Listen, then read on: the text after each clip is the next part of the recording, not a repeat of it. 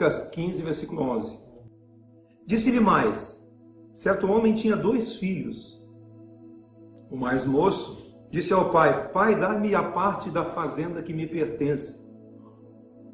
Olha que interessante, e ele repartiu por eles. Ele não repartiu apenas para um. Ele repartiu para os 2, os seus haveres. Poucos dias depois, o filho mais moço, ajuntando tudo, partiu para uma terra longínqua. E ali desperdiçou os seus bens, vivendo dissolutamente. Ele se distanciou da sua casa, do seu pai, para uma terra distante, e ali ele consumiu tudo o que tinha em relação à sua herança, aquilo que ele tinha recebido. Aproveitou todas as oportunidades que ele teve. Continua o texto. Houve naquela terra uma grande fome e começou a padecer necessidades.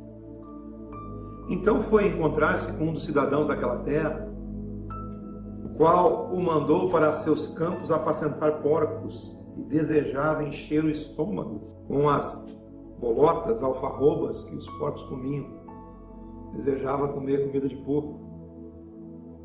E desperdiçou tudo que tinha, todo o dinheiro, toda a sua herança. Estava longe de casa. E, por fim, ainda veio uma dificuldade muito grande naquela terra. E, por vez, ninguém lhe dava nada. Caindo, porém, em si. O que é cair em si? É voltar à lucidez, voltar à realidade. É a pessoa se tocar. E se tocou da situação que ele se encontrava. De repente ele começou a pensar em tudo que ele tinha na sua casa, seus bens, seu pai, seu irmão, enfim. Caindo, porém, em si, disse: quantos empregados do meu pai têm abundância de pão e eu aqui pereço de fome? Vou tomar uma atitude. Levantar-me-ei e irei ter com meu pai e dir-lhe-ei: pai, eu pequei contra o céu e perante ti. Eu já não sou digno de ser chamado teu filho. Faze-me como um dos teus empregados. Quem era filho desejava ser servo. A gente tem que ter a noção de quem somos em Deus, de quem somos no Pai. Nós somos filhos de Deus. Então levantou-se, pois, e foi para seu pai. E quando ainda estava longe, viu o seu pai. E o seu pai se moveu de íntima compaixão e correndo. O pai dele avistou ele de longe, correu para ele com compaixão e lançou-se ao seu pescoço e o beijou. Se você vê as últimas cenas do rapaz, era de que ele estava no chiqueiro. Possivelmente que ele estava fedendo aquela porquice toda. Mas o seu pai, não preocupado com isso, correu, o abraçou, o beijou, e o filho lhe disse: pai, eu pequei contra o céu e diante de ti, eu já não sou digno de ser chamado seu filho. Eu creio que simultaneamente aquilo, antes que o filho dissesse: faze-me como um dos teus empregados, o pai interrompeu, porque essa frase não aparece mais no texto. O pai interrompeu e disse a seus servos: logo tragam depressa a melhor roupa. Tragam depressa a melhor roupa para que nós possamos vesti-lo. Ponde-lhe um anel no dedo, ponha um anel no dedo dele. Restaure a autoridade desse moço.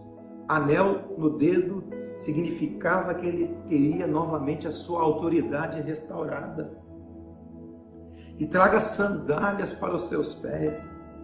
Trazei também o bezerro cevado e matai-o, para que comamos e regozijemos, porque este meu filho, é assim que o pai nos trata, é assim que os pais tratam seus filhos. Olha a expressão: este meu filho estava morto e reviveu.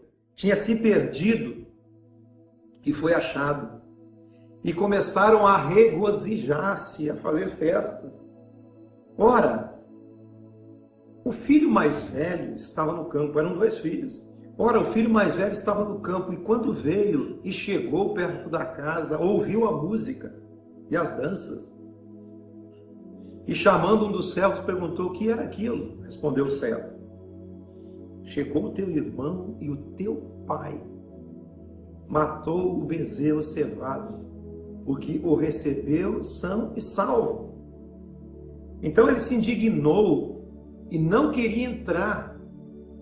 Saiu então o pai e estava com ele, e dialogava e conversava para ver se acertava a situação. Ele, porém, respondeu ao pai: eu te sirvo há tantos anos e nunca transgredi um mandamento teu.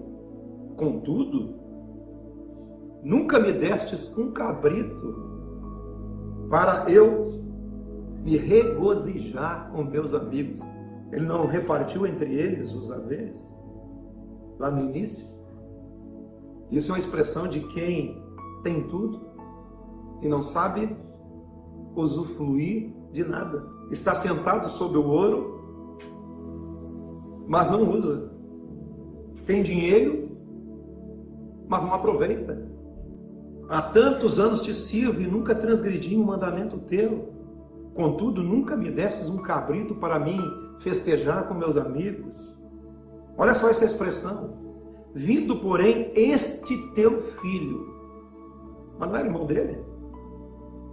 Vindo, porém, este teu filho que desperdiçou os teus bens com as meretrizes, tu matastes para ele o bezerro cevado? Replicou-lhe o pai: filho, escute isso, filho, tu sempre estás comigo, e tudo que é meu é teu, tudo que é do nosso pai é nosso por herança, tudo que é do seu pai é herança sua. Filho, tu sempre estás comigo e tudo que eu tenho é teu. Mas era justo alegrarmos-nos e regozijarmos-nos, porque este teu irmão, você vê que o irmão exclui o outro irmão, mas o pai inclui este teu irmão. Não é este teu filho, como disse o filho, né, mais velho. Este teu irmão estava morto e reviveu, tinha se perdido e foi achado. Na verdade, esse texto, ele fala dessa história, desses dois rapazes. Se você ir ali no livro de Lucas mesmo, no capítulo 1, você vai ver o ambiente em que esses dois rapazes da história eles viviam. Jesus conta a história do ambiente em que as pessoas que o ouviam na oportunidade, eles viviam. Assim como diz em Lucas, aproximavam-se de Jesus todos os publicanos e pecadores. Era a pior classe que tinha. Tanto que o nome é publicanos e pecadores. Os publicanos eram os cobradores de impostos.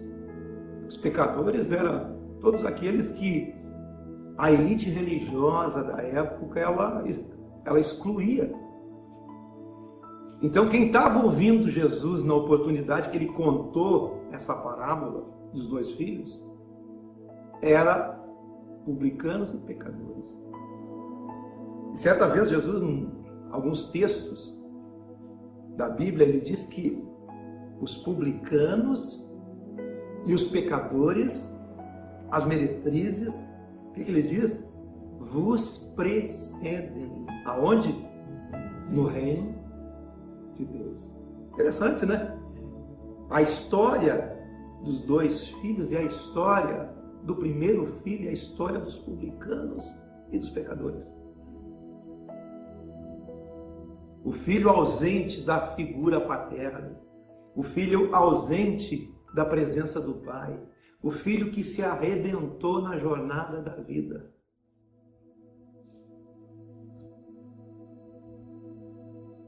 E o versículo 2 diz assim: murmuravam os fariseus e os escribas, dizendo: este recebe pecadores e come com eles. Aqui, na teoria, seriam aqueles que deveriam dar o exemplo. Mas aqui são aqueles que apontam para os publicanos e pecadores como os mais errados possíveis. A figura dos fariseus, dos escribas, dos religiosos da época. Então, a parábola dos dois filhos, ela fala dessas duas classes. Os publicanos e os pecadores, representando esse moço que saiu de casa e abandonou a presença do Pai. A figura dos fariseus e dos escribas, eu estou lendo aqui no texto bíblico, a figura dos escribas e dos fariseus é a figura daquele menino que estava em casa, do moço mais velho, que chegou depois, que você viu já os lampejos do texto ali, que ele excluía aquele que o pai chama de filho. Os dois textos que eu li aqui falam da relação dos publicanos e pecadores com Jesus e também falam da relação dos fariseus, dos religiosos da época com Jesus. Você pode ver nesse texto que um deles, na história, é considerado o amoral e o outro moralista. Porque o amoral saiu e torrou tudo, com prazeres, com luxúria, com meretrizes, experimentou tudo. Na teoria, se você olhar para o rapaz, ele não tem moral. Ele é considerado publicano e pecador. Agora o outro, moralista. Assim como os fariseus, os saduceus, os escribas, os zelotes, os essênios, as classes políticas e religiosas dominantes da época são considerados como esse outro filho, que não inclui, mas exclui. Um amoral, outro moralista. Mas ambos os filhos estavam perdidos. E ambos com um padrão de perdição. Os dois estavam perdidos. Se você olhar para o filho mais novo, ó, ele era dono do seu próprio destino. Ele queria ser dono de si. Não queria ficar sob a tutela de ninguém. Dono do seu próprio destino. Pegou, saiu, gastou até secar a fonte, porque a palavra pródigo quer dizer gastador. Por isso que eu não posso dizer que é dois filhos pródigos, posso dizer que são dois filhos perdidos. Ele era dono do seu próprio destino, tinha uma autodeterminação, ele era individualista, pensava em si mesmo, traçava seu próprio caminho. A segunda característica de perdição dele é que ele queria estar longe da figura paterna, longe do pai, longe da voz do pai, longe dos ecos do seu próprio pai. Queria ter uma vida totalmente livre, liberta do pai e independente. Posição marcada pelo distanciamento dessa referência. Muitos não querem sofrer a influência do pai. Esse moço teve uma ruptura total. Outro ponto de perdição desse menino era a busca de uma satisfação, que é bem próprio das pessoas. Elas correm. Tem pessoas que correm, e quando vê, elas estão correndo atrás do vento, como diz a palavra de Deus. Estão correndo para cá, correndo para lá. São insaciáveis. Busca de uma total satisfação, marcado por essa busca. Ele consome tudo que ele tem, tudo de si mesmo, tudo que ele pode ter. Consome seus bens e ele chega ao fim de tudo, como nós lemos no texto. O espírito tem ambições inesgotáveis. O espírito humano tem ambições inesgotáveis, insaciáveis. O nosso espírito tem uma capacidade de buscar cada vez algo mais profundo. A gente avança uma etapa, avança outra etapa, mas a gente sempre quer algo mais. Isso está caracterizado na vida desse moço. Assim como o filho mais novo, ele tem um padrão de perdição, também aquele filho moralista que ficou em casa, que estava em casa, que representa aqui os fariseus, os religiosos na história, as classes religiosas da época, também tem um padrão de perdição. O padrão de perdição do filho moralista. Geralmente os irmãos mais velhos, eles não estão fora da casa, estão dentro da casa. Eles conhecem o caminho, eles teoricamente fazem tudo certinho, mas eles estão perdidos. Na teoria é tudo certo, mas o coração está longe. E Deus não suporta muitas vezes os sacrifícios e os cultos deles, porque não são do seu coração, são sacrifícios, são cultos vazios, são expressões vazias. Muitos religiosos são dessa forma. Eles me honram com lábios, mas o coração está longe. Assim era a característica desse filho mais velho. Ele era marcado pela falta de festa na vida. Quando ele viu a festa que foi feita para o irmão que estava perdido, quando ele viu a festa, ele entrou em crise. Quanta gente entra em crise com a alegria do outro. Eu aprendi com um pastor, ele me disse assim, há um contentamento no coração da pessoa quando o outro se arrebenta, quando o outro se quebra. Eu repreendo esse espírito aqui, gente, em nome de Jesus. Um espírito de contentamento com a derrota do outro, com o fracasso do outro. É o que está acontecendo com esse rapaz. Teoricamente, certo. Tenho te servido toda a minha vida. Não tenho transgredido nenhum dos teus mandamentos. Não tenho transgredido nenhum dos teus preceitos. Tenho cumprido toda a tua lei. Tudo que tu tem imposto eu tenho feito. Mas eu não consigo comer uma carne assada contigo no domingo. Não consigo matar um novilho para mim comer com os meus amigos. Tinha tudo, não sabia que era dono de tudo, não sabia usufruir o que tinha. Marcado por falta de festa. O filho mais velho não tinha festa na sua vida, nem na sua, e nem gostava de festa na vida dos outros. Entra em crise, não se alegra, vê os outros se alegrando, não sabe ser feliz, tem raiva de quem é feliz. Você conhece gente assim? Invejosa, gente que não se alegra com a festa que está sendo dada pelo outro. A Bíblia diz que nós temos que chorar com os que choram e se alegrar com os que se alegram. Esse menino, esse mais velho, tem falta de liberdade na vida, estava preso, mas preso por si mesmo. O outro não chegou e pediu e não foi? Por que ele não podia pedir o que era dele? Apesar de que foi repartida a herança entre os dois, ali no texto, mas estava sem liberdade, estava preso.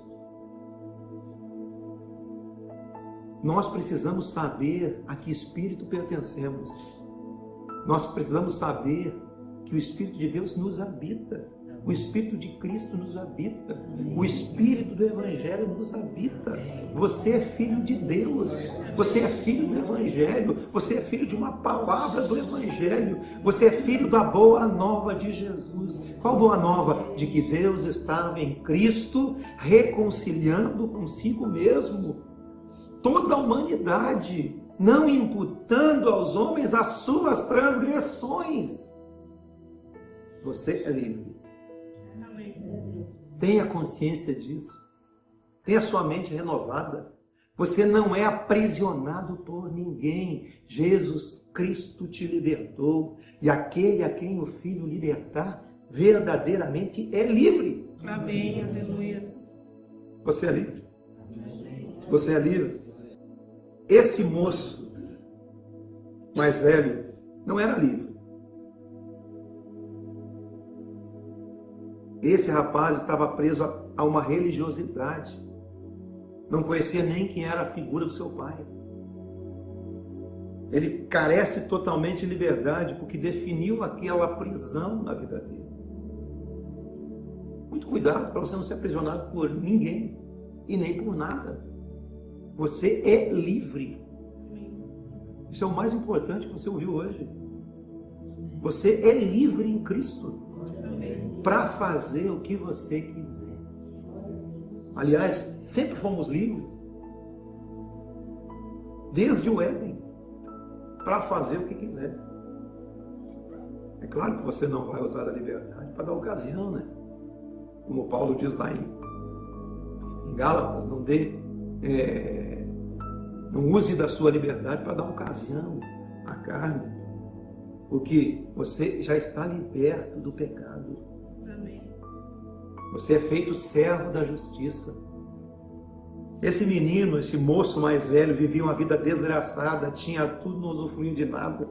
Entrou numa crise psicológica, num complexo, numa neurose.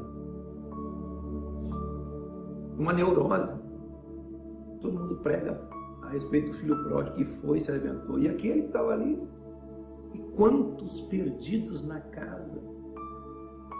Mas o pai é pai dos dois. É pai de um e é pai do outro.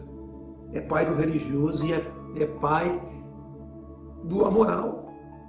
Daquele perdido. Ele vive sem liberdade, sem ter a percepção de que ele tem a liberdade. Você percebe que as pessoas religiosas, elas são as pessoas mais oprimidas que tem. Tem a graça, mas a graça para eles não serve. Por que não serve? Porque eles não se acham merecedores daquela graça. Eles não se jogam na graça. Você precisa se jogar na graça do Senhor. A graça de Deus se há manifestada, trazendo salvação a todos os homens. E a graça de Deus foi manifestada em Jesus Cristo. A graça de Deus foi derramada abundantemente sobre a terra. Está disponível a mim e a você. Você não é um desgraçado. Você é alguém cheio de graça.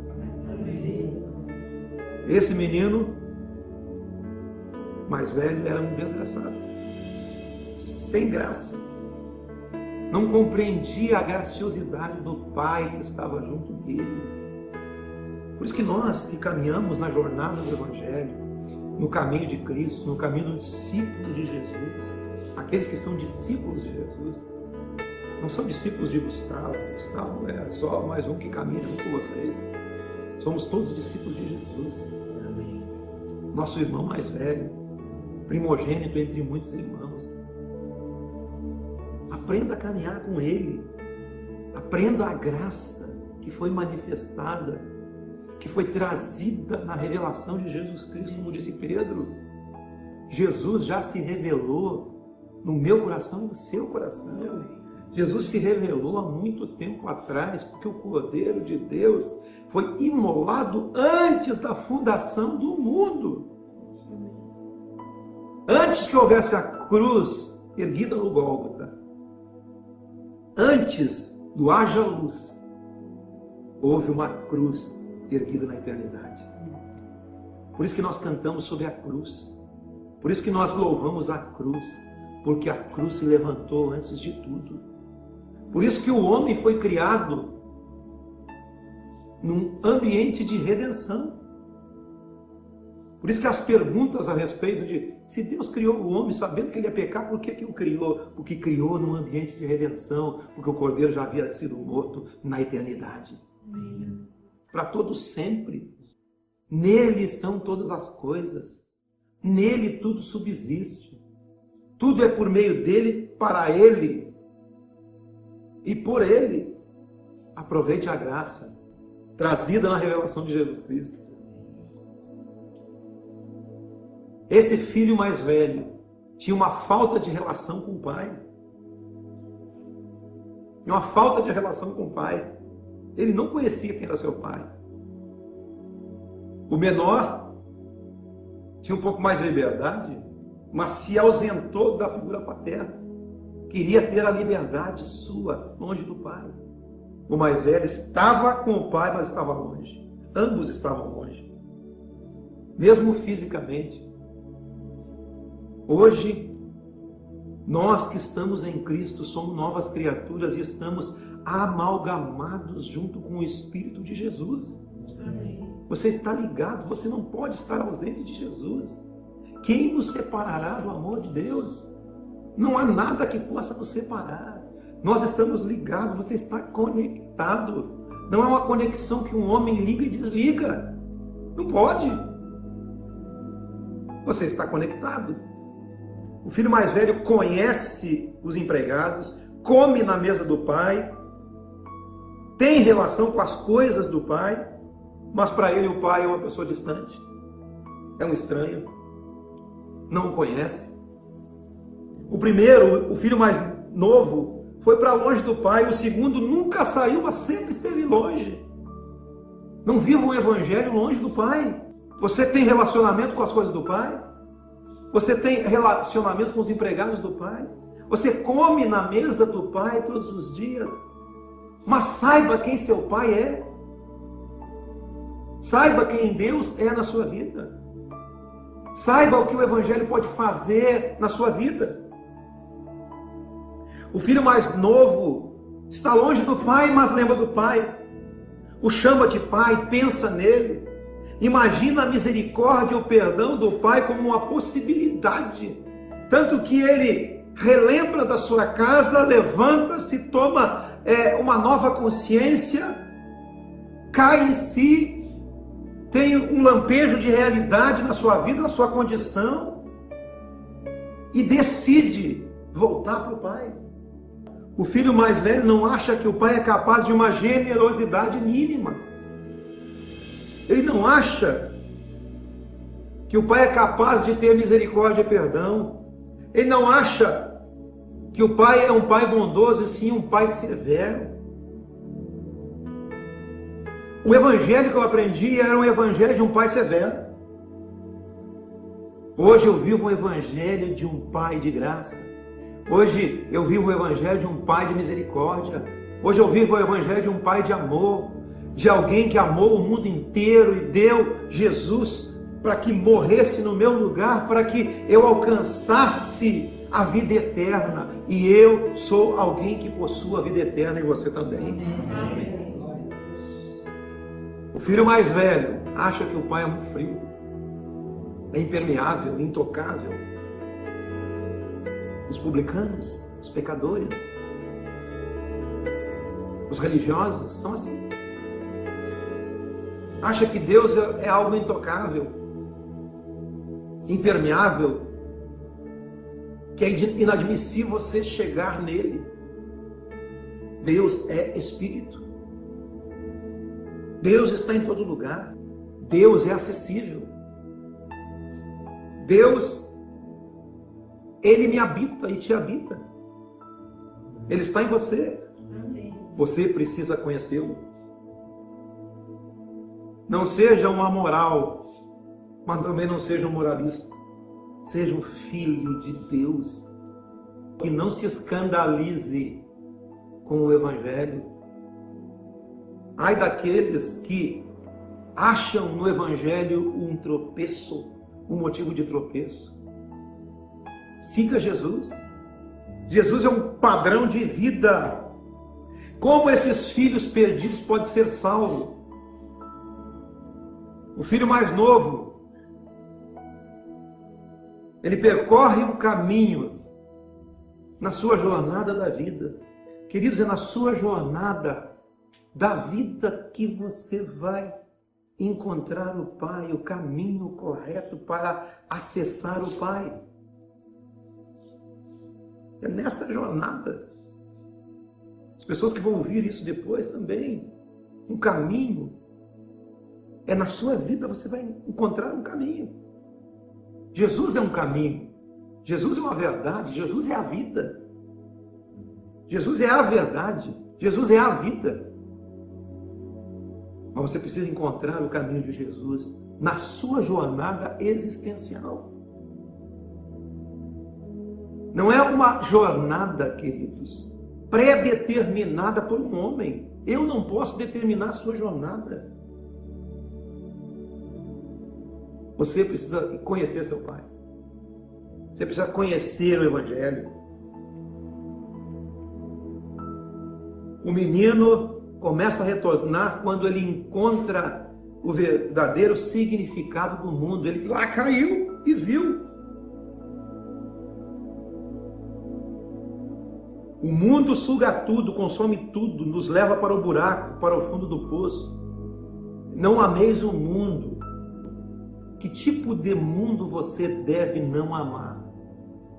Você sabe que tem o mundo cosmos, que foi criado por Deus. Você tem que amar o mundo cosmos, a natureza, tudo que está aí.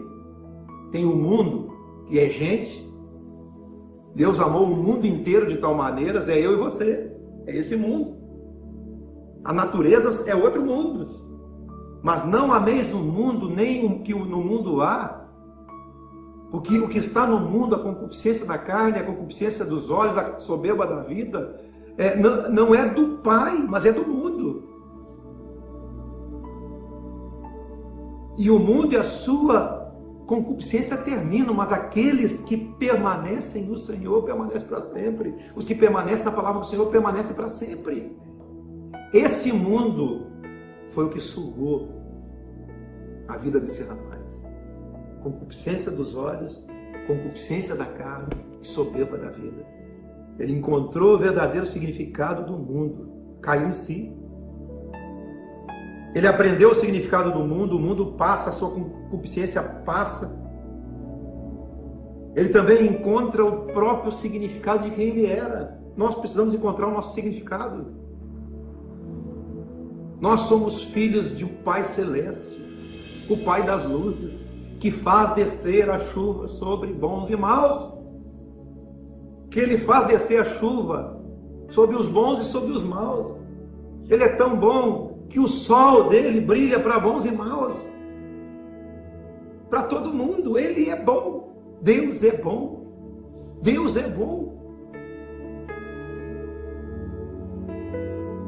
Ele cai em si, estava fora de si, arrepende-se. Este é o maior milagre que pode acontecer na mente, no coração e na consciência de uma pessoa, arrepender-se. Nós precisamos nos arrepender todos os dias. Ter consciência de quem somos, ter consciência do significado do mundo e nos arrependemos todos os dias. Todos os dias, caindo em si. Eu sou filho de Deus. Eu tenho um Pai que me ama. O menino decide voltar, levantou-se, tomou atitude, tome uma atitude de fé na sua jornada existencial. Isso é para nós. É para todos nós. Tome uma atitude de fé. Levante-se, vá. Decida encontrar com aquele que é a origem da vida. Decida se encontrar com aquele que nos deu a vida. Ele volta para o Pai. Ele aceita a graça. Ele sabe que seus méritos não podem fazer com que ele seja aceito. Então ele decide se jogar na graça de Deus. O caminho de retorno do filho pródigo, do filho gastador, do filho mais moço, é um caminho de retorno à graça. É um caminho em que ele se joga debaixo da graça de Deus. Amém? Amém. Isso é difícil, porque sempre nós tentamos ser merecedor e de fato nós não somos merecedores de nada. Nós não somos merecedores. Não somos bons o bastante. Sempre falta algo. Sempre vai faltar algo em mim, vai faltar algo em você. Sempre falta algo em nós. Todo o processo da graça de Deus, ele começa pelo Pai. O Pai avistou o menino de longe e correu. E antes que o menino falasse qualquer coisa, né, a respeito de ser empregado ou não, ele disse: ó, já vamos vestir ele, vamos colocar anel no seu dedo, vamos restaurar tudo que foi perdido, vamos restituir para ele tudo que foi perdido. Tudo que nós estamos pregando aqui, tudo, não diz respeito a algo material. Diz respeito a algo dentro do ser. É para o seu ser que eu estou pregando. Porque se você for completo no seu ser, pouco importa o que está por lá de fora. As situações que você vai viver. Se você for completo no seu ser, as circunstâncias externas não vão te influenciar. Porque o rico e pobre Deus criou. Sempre haverá rico e pobre. Deus não trouxe a prosperidade financeira para todo mundo. Todo mundo vai enriquecer, não. Vai ter o pobre e o rico. A prosperidade é a prosperidade na alma. Deus te abençoe e que a tua alma seja próspera. É o que Paulo diz. A tua alma tem que ser próspera. Você tem que ser próspero no seu interior. É aí que está a verdadeira prosperidade. É aí que você cresce. É aí que você vira rocha. É aí que você é sustentado em qualquer vento, em qualquer dificuldade temporal.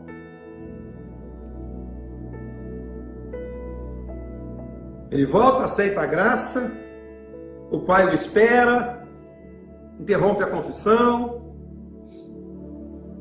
o veste. Vinde a mim, todos vós que estáis cansados e sobrecarregados, tomai sobre vós o meu jugo e aprendei de mim que sou manso e humilde de coração. Este é o convite da graça. O Pai é manso, é humilde de coração.